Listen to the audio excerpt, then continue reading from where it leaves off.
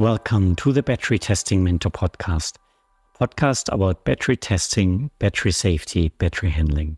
My name is Johannes, and here I discuss all topics around this and guide you through this world of battery validation. Also visit www.batterytestingmentor.com and sign up there for the email update. With every episode, I send out the key learnings, the key takeaways straight into your inbox. And today, the kind of key learnings of these episodes evolve around the battery regulation again. We had in the last couple of episodes already quite some insights into this, first with a summary, then with an interview with Christian about the EU battery regulation. And today I kind of wrap it up and want to talk, as I mentioned already before, about how might testing be affected by this EU battery regulation, or is the EU battery regulation requiring to test batteries? So the EU battery regulation is first of all no testing requirement. It is nothing that directly touches the testing. It's a market entry requirement, kind of what do you need to do to bring a battery onto the market in the EU. There are a whole range of requirements, as we heard already, from the early development, or basically really bring it on the market, and raw materials and so on until the end of life. Not so much about testing itself. Nevertheless, testing is touched by this EU battery regulation because, of course, to bring something on the market, you need to put some requirements there. And to fill these requirements, you probably need to validate it to make sure that you meet them.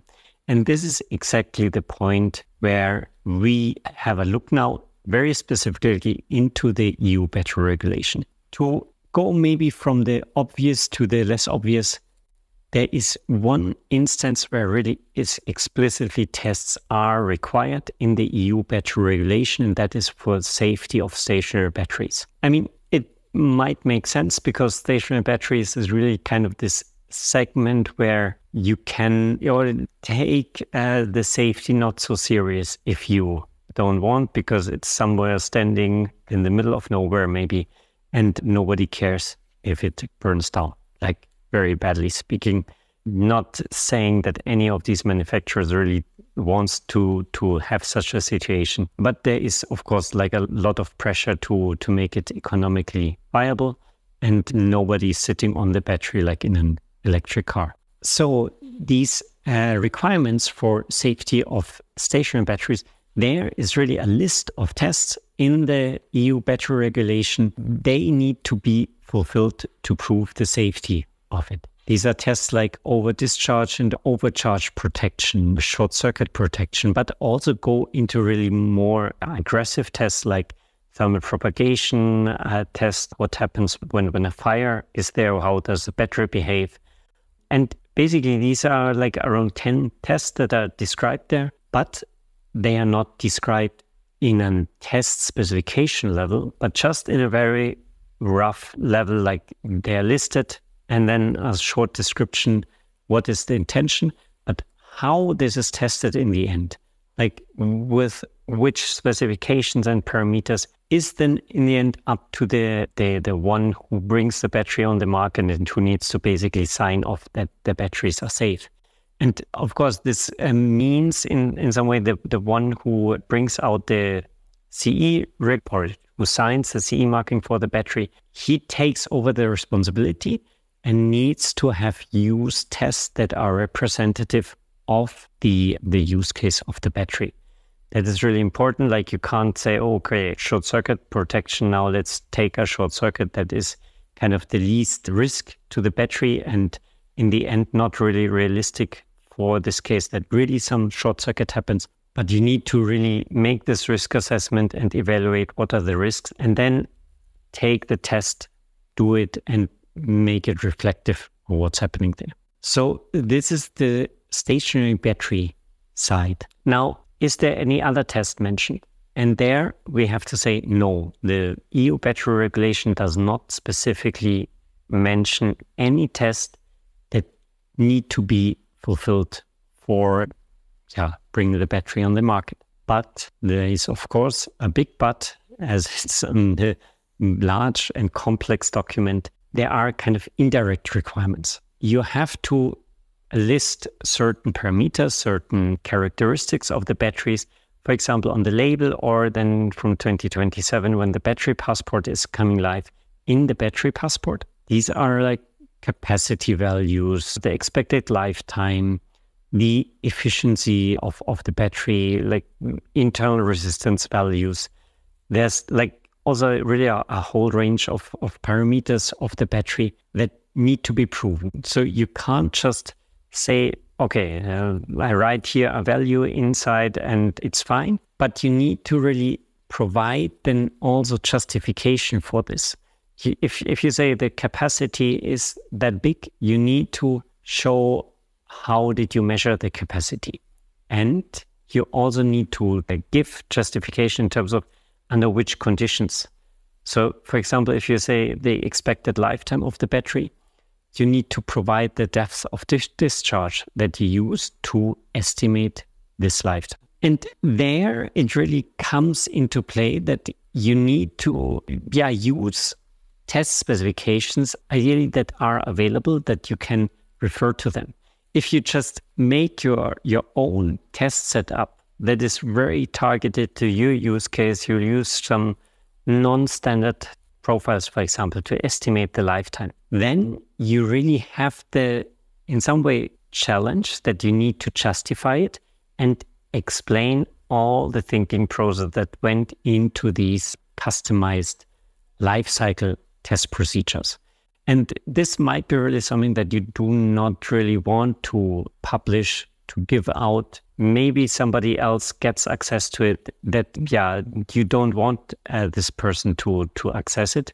So there is always some kind of risk when you open up this into some documentation, into this documentation. Or, for example, if you have it really in the battery passport, it is in part definitely open, accessible for everyone, because the intention of this battery passport is also that if you go to a car dealer and want to buy an electric car, you should be able to scan this QR code and then get access to the battery passport of the battery that is in there. And there you have then already these lifetime values in there. You need to justify why you say this has a lifetime of 1,000 or 1,500 cycles. So there it really can make sense to rather go to standardized test profiles where you refer to just an uncommon standard and published standard. And in the end, you just say, according to ISO or IEC standard, we have this many cycles lifetime until, 80% capacity is left. And this is really the point where the EU battery regulation leaves it open. It just says you need to provide the value, you need to justify the value.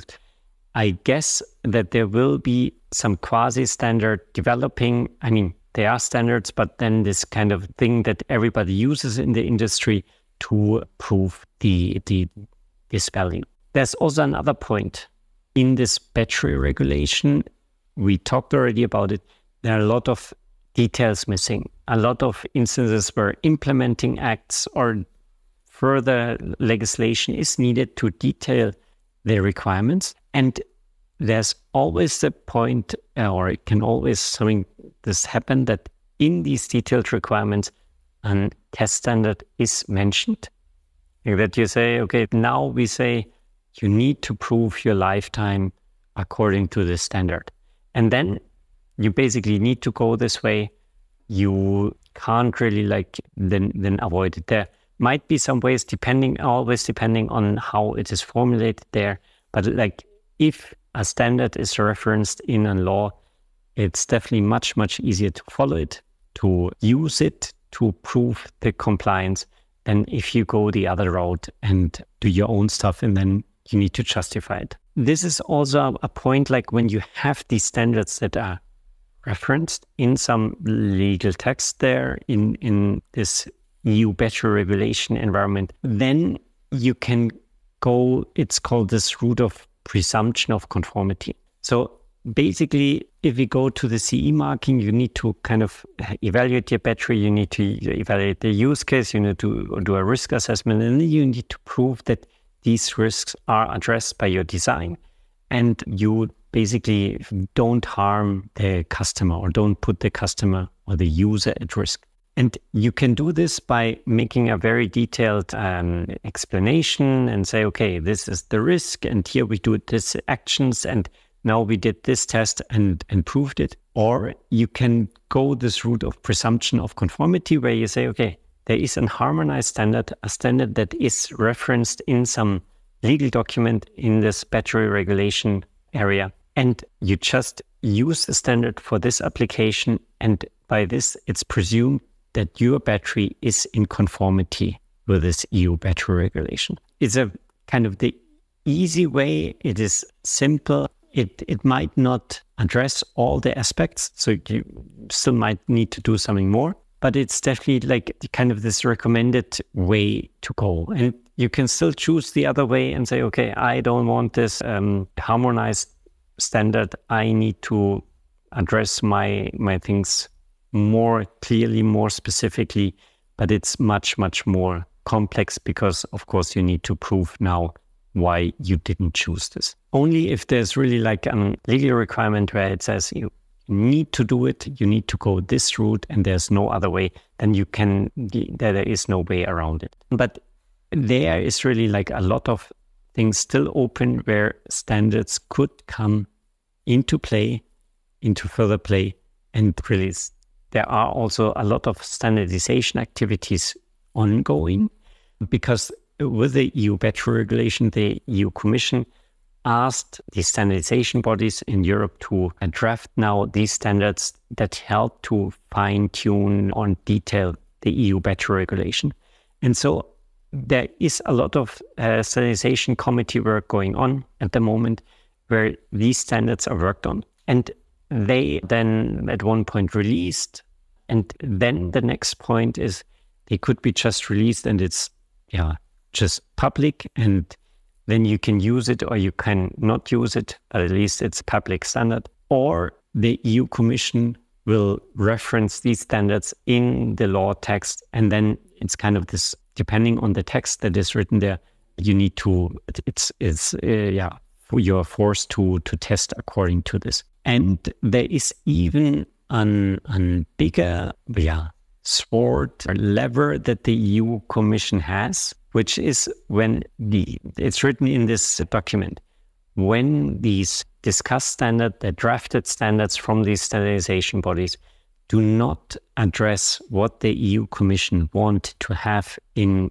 their, or what they had in mind when requesting the standard draft, then they can come and write in a law text what needs to be tested. I mean, it is something there where probably all the experts are screaming and say, how can somebody who works in the EU Commission know about batteries? But then kind of this is the point where the EU has then some lever and can kind of push the standardization work and say, okay, I want this circular economy to work, and please, standardization committees, help me do it. Otherwise, I do it myself. I don't want to say if this is a good thing or a bad thing, but it exists in the text. And so there might come more testing requirements along the way, either by these implementing acts where some standards are referenced, or even by really law texts where the state test is mentioned. Yeah, another interesting point is that importers might need to test batteries. I think this has not yet been done, because normally you import the battery, it's in compliance because the producer promises you. But in the EU battery regulation, there's really the statement that when there is the possibility that the battery might cause harm to human health, the importer needs to test the battery and make sure that it's safe. And very shortly, because time is again running out, also batteries that are remanufactured, repurposed, they might need to undergo testing. I mean, this is also a point that is not yet really clear and will probably develop over the time. But if you build a second life battery out of old modules, out of old cells, out of old battery packs, you might need to test the battery to prove the parameters that you say this battery has. In the EU battery regulation, it only mentions performance testing, which is, of course, a little bit a tricky thing with this testing, because these second life batteries in some way are a one-off battery where no serious production really exists. Even if you produce it serially, every battery is in some way different because it has different batteries going in with different age, with different lifetime, different history. Nevertheless, there is some requirements, some statements that point towards you can't just say this is an uncalculated value, assumed and whatsoever, but you might need to do some tests to prove it. It's not really clear. I mean, there's really in a section that you can discuss a lot about. We will see how this will develop. I mean, this second life aspect is anyway something that is still in its infancy. There will probably be a lot being developed in terms of how to prove the requirements that are stated there. So all in all, there's not a lot of testing required in the EU battery regulation or directly required. There's only the safety of stationary batteries, but indirectly you need to test, you need to prove a lot of values, and you also need to state and explain how you justify the values. So you need to refer to these test procedures that you use. Thank you very much for listening, for watching. If you like it, please subscribe, like it, and of course, let me know your thoughts, your question, your request for new topics. I'm always happy to hear them from you. Have a good week ahead.